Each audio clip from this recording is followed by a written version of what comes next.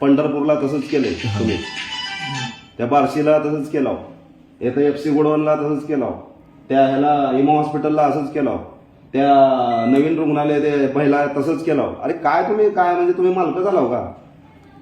हा, प्रत्येकाला अपेक्षा आहे, लोकाला त्यांना व्हायचं आहे, भरती द्या ना. कशाला उगत तसलं करायला तुम्ही? का बरं तुम्ही तसं करायला? सरळ सरळ सांगा साहेबांना, साहेब आम्ही पैसे घ्यायला लावायला, तुम्ही पण घ्या आमच्यामध्ये.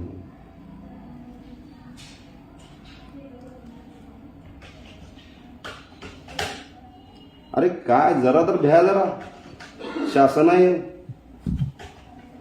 तुमचं सगळं उघड, कोणाला कोणच वाचू शकत नाही चुकीचं करणारे माणूस.